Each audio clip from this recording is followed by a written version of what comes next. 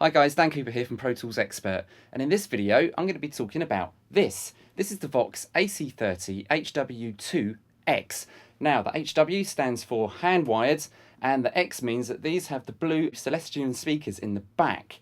Now this is my new studio amp, and you're probably thinking, but Dan, you've already got an AC30. Well yes, I've had this one. This is the AC30 6TB. This is a late 1990s model, last of the British hand wide. I've had this for about 5 years, and I'm a big fan of the Brian May sound. People that know me well know that. Problem with this amplifier is that to get that big Brian May sound, the big distorted, saturated, majestic tone, I need to run this flat out at full volume because there's no master volume on this at all. So to get that sound in this small room, it's quite uncomfortable, as you can imagine. So I've been looking at solutions to this, and really the only one was to upgrade and buy myself a new modern AC30 that has a built-in master volume control. This means that I can run the top boost channel or the normal channel flat out and turn down the master volume so I can get that saturated, big distorted sound at a comfortable level.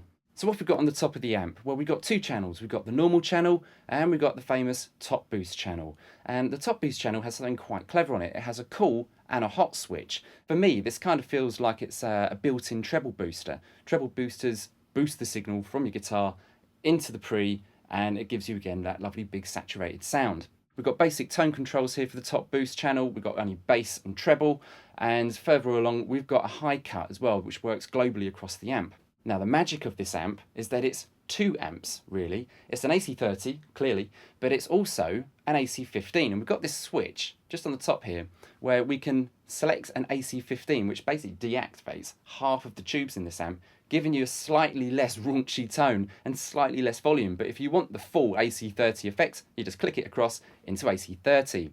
So this is what the top boost channel sounds like running it hot through the AC15 mode.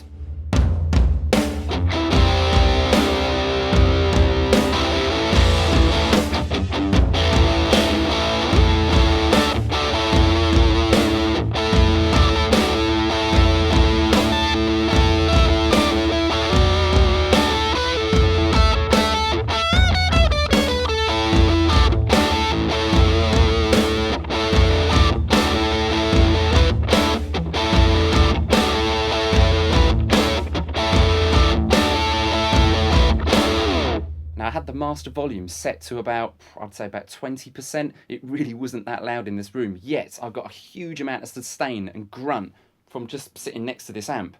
Now the next example is in AC30 mode, top boost channel, again running it hot, but I'm plugging in an extra treble booster just before the amp. This gives me a little bit more grunt and sustain.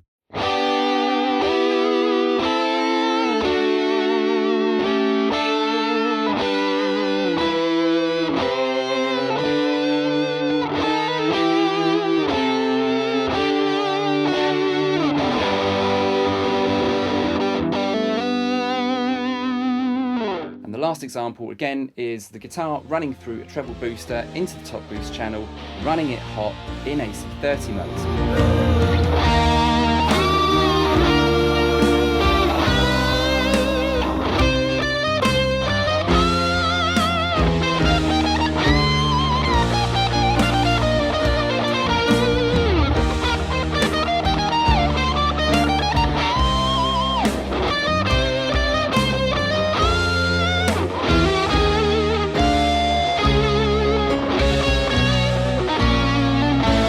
So as you can hear, this is a very powerful amp.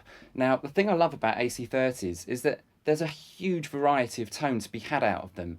Yes, it looks a little bit basic if you look at the head on these things and go, well, you know, it hasn't got a distortion channel and they don't really have effects. But the problem I had with this 6TB model, as I said earlier, was I had to crank the damn thing all the way to the top just to get those tones, to achieve all these different flavours. With this amp having that master volume, I can now do that without it taking my face off. Now, let me talk about two things I don't like about the amp. First being, there's a couple of, aesthetic things. The handle on the top and the grills, they're these white, cheap, plasticky things, and I don't think that's right. I mean, this is supposed to be the Vox AC30, the prestige model of today. And it just sort of feels like they've missed a trick. Vox, you should have maybe taken this theme and the logo a little bit more into the vent design, and also maybe some leather straps just to finish it off. Now, the other thing I don't like about this amp is this little switch we have next to the master volume. Now, Vox say in their marketing that this is for the purists, and I don't think it is at all. I think it's for the loonies. If you hit that switch, it bypasses the master volume control. Well, you're probably asking what's wrong with that. Well, if you hit that switch whilst you've got everything running hot and louds, the amp's just going to shout at you. It just goes bang! And it's so uncomfortable. I sort of feel as though that switch should be round the back, because it's not the sort of thing you're going to be wanting to turn in and turn out whilst you're playing. Apart from those two things though, this really is a fantastic amp.